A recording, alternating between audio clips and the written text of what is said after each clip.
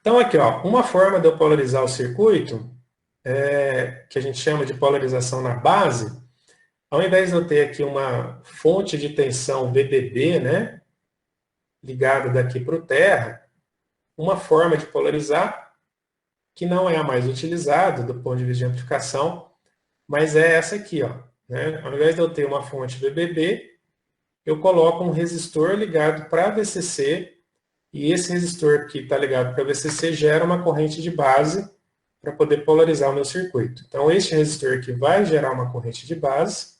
Essa corrente de base, ela gera uma corrente de coletor que gera um VCE, e eu posso colocar ele num determinado ponto de operação. Esse aqui é o jeito mais simples de polarizar, mas ele não é muito utilizado por conta da instabilidade que ele traz para o circuito, porque qualquer variação que eu tiver aqui em IB, do ponto de vista térmico, né, em termos de variação de temperatura, né, o meu circuito foi feito para operar o ano todo. Então pode ser que ele esteja operando no mesmo lugar, mas aí tem uma variação de temperatura do inverno para o verão. Então, essa corrente B pode variar, que pode variar a corrente C, que pode variar o VCE. No caso do outro circuito, que é a polarização por divisor de tensão, essa variação em B, que também acontece, ela não é tão impactante, porque a gente tem um divisor de tensão segurando essa tensão aqui. Tá? Mas vamos lá, só para poder dar uma justificativa de por que esse circuito não é muito utilizado. Mas vamos entender aqui.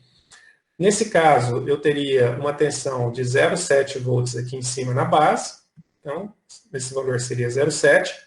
Eu posso calcular essa corrente, e na hora que eu calculo essa corrente de base, eu vou chegar à conclusão que a tensão daqui para cá seria de 15 volts, ou seja, metade do VCC seria a tensão entre coletor e emissor. Tá? Uma vez que eu tenha essa polarização, tá? Onde é que eu aplico o sinal? Como é que eu consigo fazer, nesse circuito aqui, o sinal alternado entrar nele sem atrapalhar essa polarização? Eu não posso atrapalhar essa polarização. Tá? Normalmente, o que a gente faz é aplicar o sinal desta maneira aqui. Ó. Eu coloco um capacitor na base, e aí eu coloco aqui o meu sinal alternado que eu preciso amplificar. Tá? Por que eu não coloco ele direto na base? Por que eu não ligo ele daqui para cá de uma vez? Se eu fizer isso aqui, pode começar a dar problema. Por quê? Todos os cálculos que eu fiz no meu circuito foram baseados só nesses dois resistores aqui, nessas malhas. Né? Na hora que eu coloco um outro circuito ligado na entrada, vai ter corrente circulando daqui para cá, esquece o capacitor, tá? Vai ter uma parte da corrente vindo para cá.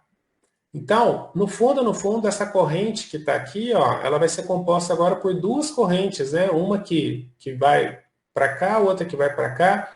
Na verdade, eu estou colocando mais uma fonte, né?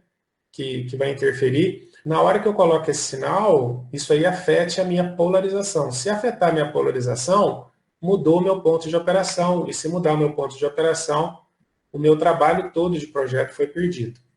E por que esse capacitor impede que isso aconteça? Se a gente lembrar, o capacitor, quem me fala aí quanto que vale XC, que é a reatância capacitiva? Na verdade, seria 1 sobre ômega C, certo? Então, seria 1 sobre 2π FC. Olha o que acontece. Uma fonte de alimentação de 30 volts, qual é a frequência dela, pessoal? Se essa fonte for bem projetada, ela vai ficar retinha aqui. Qual que é a frequência, então, pessoal? Um sinal que ele não tem um ciclo de repetição, ele simplesmente é constante, a frequência a gente considera zero. Né? O zero também é algo a ser considerado. Zero indica que o sinal ele não tem um ciclo de variação para ele poder se repetir, ele simplesmente é constante. Tá? Se na equação de XC eu substituir f por zero, o que acontece com XC? O XC tende ao infinito. O que é a gente, do ponto de vista, né, de circuito, o que é eu ter uma reatância que tende ao infinito? É como se eu tivesse um circuito aberto. Então, do ponto de vista dessa fonte, pessoal, e olha que interessante, agora a gente precisa ter esse olhar de fonte de corrente contínua e fonte de corrente alternada. Ou seja, do ponto de vista desta fonte de corrente contínua, este capacitor, ele é um circuito aberto. Quer dizer que a minha fonte de corrente contínua vai continuar colocando a corrente que ela tem que colocar aqui, independente de qualquer coisa que eu ligar aqui. A minha polarização não vai ser afetada. Esta corrente que desce no ômega continua entrando toda na base, sob o ponto de vista desta fonte de tensão de 30 volts. Tá certo? Então, o capacitor, se a gente colocar assim, de uma forma mais simples, toda vez que eu vejo um capacitor num circuito de corrente contínua, este capacitor ele é considerado um circuito aberto. Tá? E olha que interessante, eu aplico o sinal, aí vocês falam o seguinte, tá, eu coloquei esse capacitor aqui, o meu sinal contínuo não está sendo afetado. Mas o que acontece com o meu sinal alternado? Ah, agora o sinal alternado muda de figura. Por quê? Porque se o sinal é alternado, ele vai ter uma frequência. Se ele tem uma frequência, esta frequência vai determinar um XC. Esse XC, a gente pode encarar, grosso modo, né, como se fosse um resistor que vai fazer com que o valor do meu sinal alternado aqui, eu tenho uma queda de tensão aqui em cima, do ponto de vista estacionário, né? Se vocês lembrarem lá dos fasores, a gente tem uma queda de tensão, e aí nessa queda de tensão sobra menos aqui para dentro, tá certo? Então, para que eu não perca muito em cima do capacitor do ponto de vista alternado, eu tenho que calcular esse capacitor de forma que o XC dele, para aquela frequência que eu estou operando, seja bem baixinho. De maneira que ele se comporte quase como se fosse um curto-circuito. Tá? Se eu colocar um capacitor aqui com valor suficientemente baixo, o XC é igual a 1 sobre 2π FC. Para um determinado valor de frequência,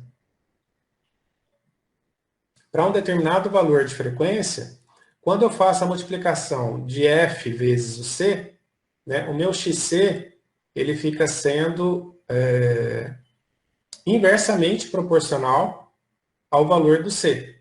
Né? Então, à medida que eu aumento esse carinha aqui, se eu coloco uma frequência grande, tá? E se eu coloco um capacitor grande, este denominador sobe bastante e o XC cai. Então, das duas, uma. Se eu tenho uma frequência fixa, eu tenho que colocar um capacitor razoavelmente grande aqui, de maneira que a reatância capacitiva naquela frequência seja suficientemente baixa, e aí eu posso considerar como se fosse um curto-circuito daqui para cá. E se eu considerar esse cara do ponto de vista de curto-circuito, quer dizer que todo o sinal que eu estou aplicando aqui vai chegar neste ponto do meu circuito do transistor. Então, para a corrente contínua, esse capacitor ele vira um circuito aberto, ele não existe em termos, né, ele não conecta essas duas pontas, ele isola esse circuito aqui, e do ponto de vista de corrente alternada, se eu projetar ele razoavelmente bem, eu posso considerar que eu tenho um pedaço de fio interligando a entrada alternada na base do meu transistor. Muito bem, então, sabendo como é que o capacitor se comporta para corrente contínua e corrente alternada, o que a gente pode perceber? Neste ponto do circuito aqui, ó, agora eu não tenho só 0,7 volts contínuo. Eu tenho, junto com 0,7 volts, eu vou ter 100 microvolts, ou seja, 0,1 milivolts. Tá? Se eu tenho um sinal alternado cuja amplitude, né, é de 100 microvolts, o que eu posso ter? Eu vou ter, em cima deste valor aqui de 0,7, uma pequena variação. Tá? Então, eu passo a ter neste ponto um sinal de polarização, que é um sinal contínuo, mais um sinal alternado, que é o sinal que eu estou aplicando no meu circuito. que é exatamente o que eu queria, né? Quando eu olhava para esse circuito aqui, ó, o que eu queria era justamente isso. Eu queria ter na base alguma coisa que a estabilizasse, e em cima dessa alguma coisa que a estabiliza, eu quero aplicar o meu sinal alternado, tá? Então é assim que eu faço no caso da polarização com resistor de base. Normalmente, quando eu estou querendo amplificar o sinal, eu quero aplicar um sinal pequeno e obter um sinal grande. Só que esse sinal grande, ele precisa ser levado para um alto-falante, para um fone de ouvido, para alguma coisa. Se eu colocar esse alto-falante, esse fone de ouvido, simplesmente ligado em paralelo com o meu VCE, que é a minha saída, eu estou também alterando, né? Se eu não tiver esse capacitor aqui, eu também estou alterando a polarização, porque agora o meu IC, o meu IC não, o meu IC está aqui, né? Sem esse resistor na saída, o meu IC é a corrente que passa no resistor de 5 kΩ. Agora, se eu tiver mais um resistor aqui, eu já vou ter um outro circuito, tá? Que vai fazer com que esta corrente aqui não seja igual à corrente de coletor. Ela vai ser maior que a corrente de coletor, o que vai afetar a tensão VCE e vai afetar o ponto de operação do meu circuito. Portanto, também na saída, eu não posso conectá-la diretamente no meu terminal de coletor. Eu preciso ter uma forma de isolar a polarização do meu sinal de saída. E essa forma de isolar é a mesma que eu usei na entrada. Eu coloco um capacitor, e o capacitor do mesmo valor, inclusive. Tá? Porque se ele serviu para a entrada, para o sinal alternado de entrada, ele também vai servir para o sinal alternado de saída. E, do ponto de vista de corrente alternada, como ele tem o mesmo valor, ele também vai ser considerado um curto-circuito quando estiver passando o meu sinal alternado aqui. Então, esses dois capacitores, eles servem para isolar, do ponto de vista de corrente contínua, a minha fonte de entrada da minha carga. O meu circuito, na verdade, a polarização dele fica isolada da influência da minha fonte de entrada e da influência que a minha carga teria na polarização dele. Mas esses capacitores não impedem do meu sinal alternado entrar na base e sair amplificado aqui e acionar, eventualmente, um fone de ouvido ou um alto-falante. Tá? Então, essa é a grande função desses capacitores de entrada e saída, que eu acho que vocês precisam agora entender de uma maneira assim, muito, muito clara, tá? Por que eles estão presentes.